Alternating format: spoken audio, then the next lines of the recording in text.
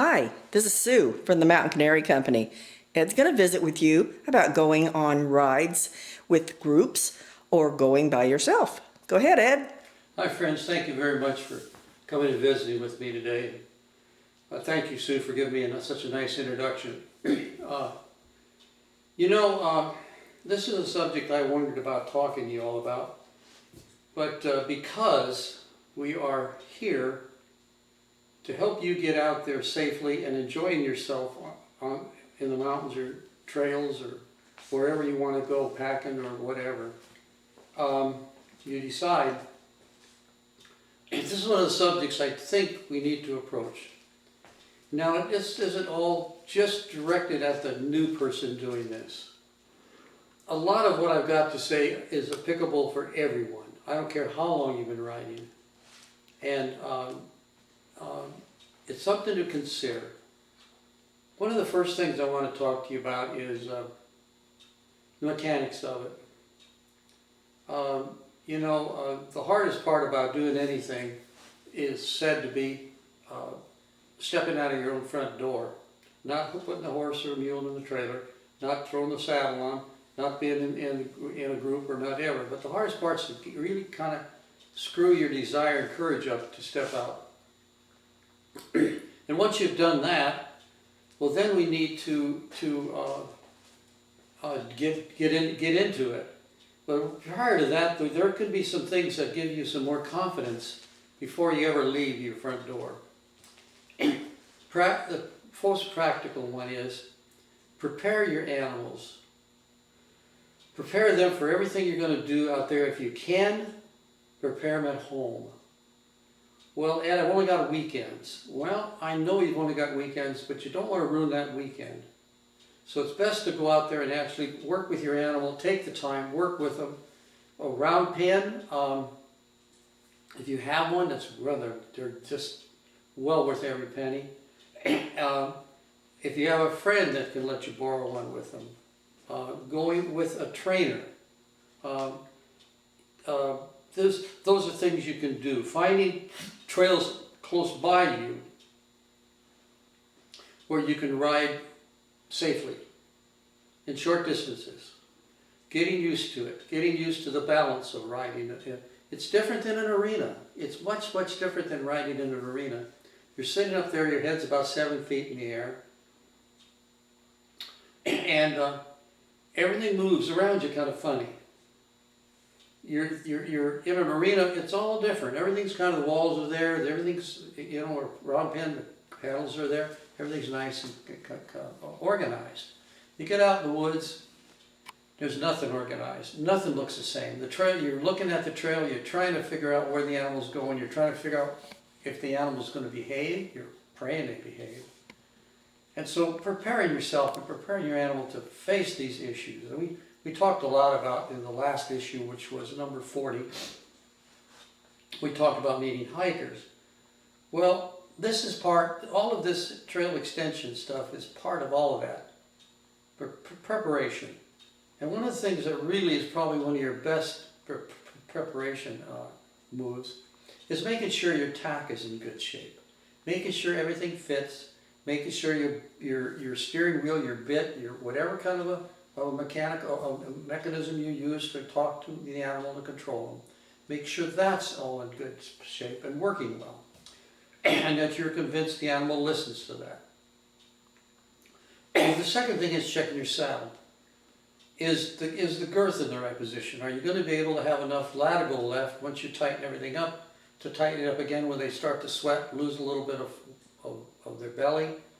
Even on an average day, they'll start shrinking on you. So you want to look at all of that stuff. Wander out your riding equipment, making sure that it works good. Making sure that all your connectors, your latigos, your stirrups are all in good shape. And that they're make sure you pre-fit your stirrups ahead of time so that you're not fiddling with them on the trail, which gets you even a little more confused out there than necessary. Another thing is, do I have any saddlebags with me? Well, if you don't, you ought to. Start looking into saddlebags. If you take saddlebags with you, you can have a first aid kit. You can have an extra pair, you can have a pair of gloves in case it starts to rain on you. You didn't bring a slicker, or if you have a slicker, it starts to rain, your hands freeze. You can have a hat to put on after you take your helmet off. Oh, if you're wearing a helmet, with a helmet, I hope. You know, you got some place to put this. There's a place for your lunch. And oh yeah, by the way, there's a place for your first aid kit. There's a place to put something like a Gerber tool or a Leatherman tool. Or you could start to wonder about working on a rock if you get a rock in a shoe. Or if you lose the shoe. Have some basic tooling with you. Now, first aid kits are really great, but when it comes to an injury on a horse or a mule, a lot of times it's to the lower leg. I've seen a lot of lower leg injuries. And it's really, and I've put a lot of compresses on people. But when I went to throw compresses on a mule one day, several days, our legs it won't stay there. It just won't stay there. So make sure you throw in yourself a little bit of duct tape. Duct tape's your best friend out there. You'd be surprised what you can do with it. You can help hold a shoe on. You can do all kinds of interesting things if you're a little creative with duct tape. But duct tape will help to hold a compress on a leg, even if it's got battle dressings, which most people won't have. They won't carry a regular battle dressing with a 4x4 with extensions on it. Even that won't stay on well on a leg. So you're thinking a good way to carry duct tape is take a piece of cardboard and wrap it around itself, round and round and round and round and round. So you got a little piece, little bunch of duct tape. You can unwind it. You don't need them. You're not going to tape the whole animal up in duct tape, for goodness sake. So and then one of the things too is when we're social animals, and being social animals, we kind of like to go with other people, and part of the fun of riding is kind of going with your friends. Sharing the adventure. I see that a lot. I've done it some myself. I've ridden a lot by myself alone. I've packed alone a lot. And I kind of realized that I was pretty good company after a while, but my mules didn't think so. So we kind of quit that after many, many years. But, you know, you pick your riding friends much more carefully than you pick somebody to go down to the tavern and have a brewski with. There's a lot more to meets the eye out there than just are they fun? You have to ask yourself, are they sensible first? Are they kind of people that'll tell you what to help you when you got something going wrong? Or they'll sit there and holler at you because you're dumb. Or will they want to leave you because you want to move slower than they do? Or that you've got a little bit of a problem and they have to slow down for you. Are they going to get irritated with you? So that's kind of what that definitely is, throws a lot of water on, cold water on a good fire for the day for you. And then if something happens, are they the kind of people that are going to stick it out with you? You know, I know of an experience, and I talked to the lady that this happened to, and I was so angry when I heard about it. I wanted to go do something that would have probably put me in jail for a while. And she was riding with a group. They had planned this ride, and they got into an area where the guy who put the ride on, who was supposed to be in charge of the ride of sorts, and be careful of people who are always in charge, he never really paid a lot of attention to this trail. He hadn't been over it for years. And he got on it, and it was really, really, kind of conditions went real western fast. And she ended up falling, her animal fell, she fell, and she was seriously injured. And you know what happened?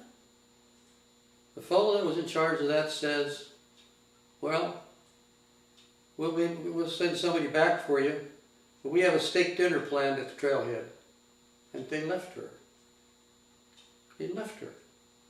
In a life and death situation, she was left behind. I don't know what the rest of the group thought about it, or if they went along with it or what, but luckily, a little man, quiet old man who couldn't hear, he was deaf as a board, said, that's not going to happen, and he stayed with her. And he stayed with her the whole night. And they got back to the trailhead, they had their steak dinner, nobody called the Forest Service, nobody called the search and rescue, nobody called her husband to tell her that she was hurt in the backcountry. No, they went on with their party. The little old man stayed with her all, and he was definitely that, he was wired into her guardian angel, because all night long, she said she couldn't talk to him because he couldn't hear her. But she could hear him.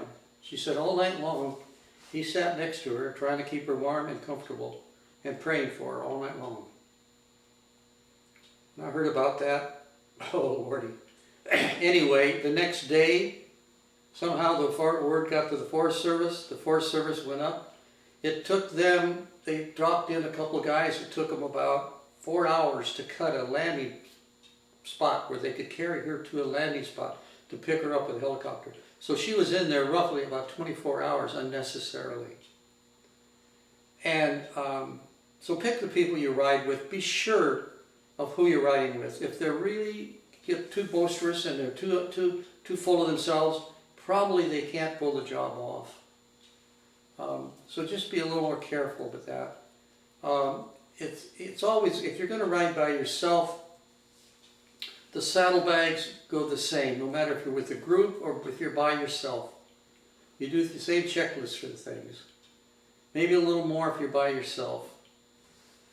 Make sure you let somebody know where you're going to go, and it's not recommended you go by yourself, especially if you're young and new on this whole thing. Even if you're an old hand. I'll tell you a story in a minute about an old hand. But let people know where you're going to be. Give a warnings when you should be out. And try to develop a communication system. Now, Robert Eversole, the Trailmeister, has a whole bunch of information and puts out a lot of stuff on locator beacons and so forth. That's never been my forte. I'm a little too old for that kind of thinking. But it doesn't mean it's not a good idea. It's just maybe not a good idea for Ed to have to take time to learn all that. So, but one day I was riding a young horse. I just broke him out, and he come along really good, and he was a little Appaloosa, and he had more spots on him. You could get dizzy looking at the little bugger. And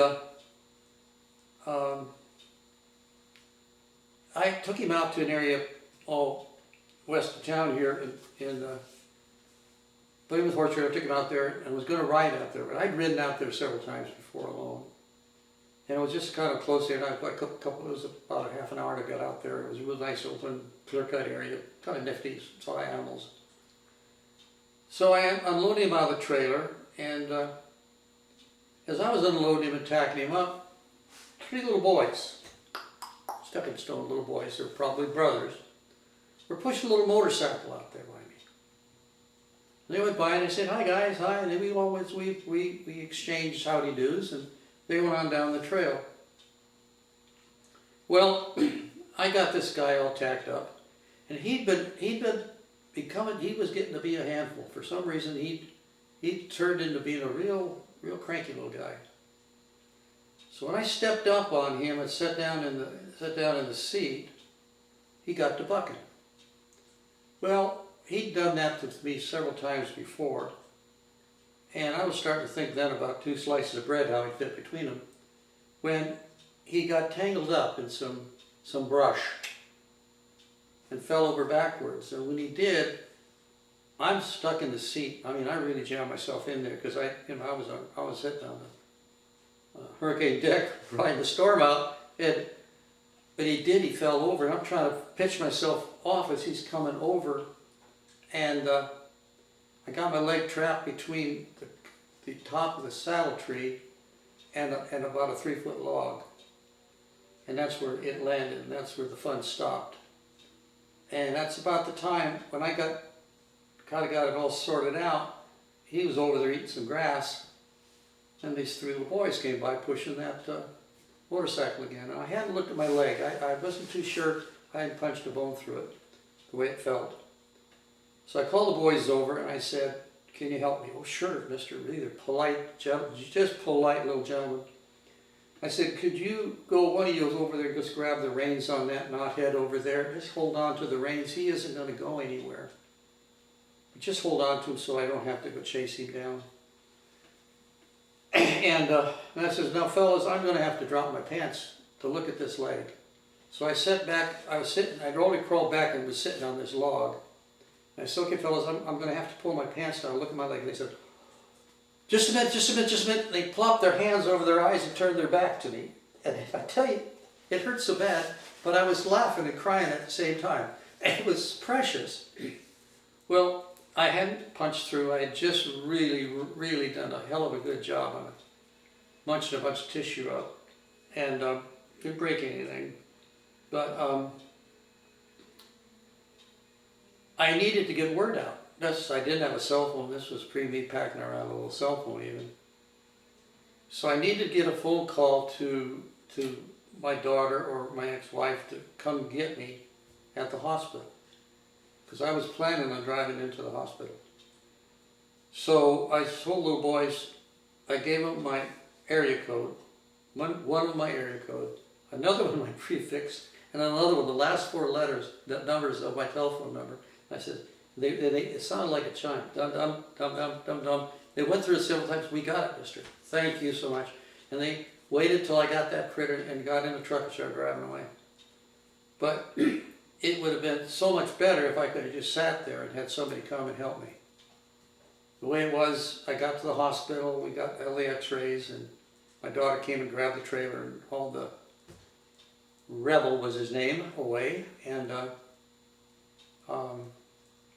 yeah, so those things can happen to you. Really easy.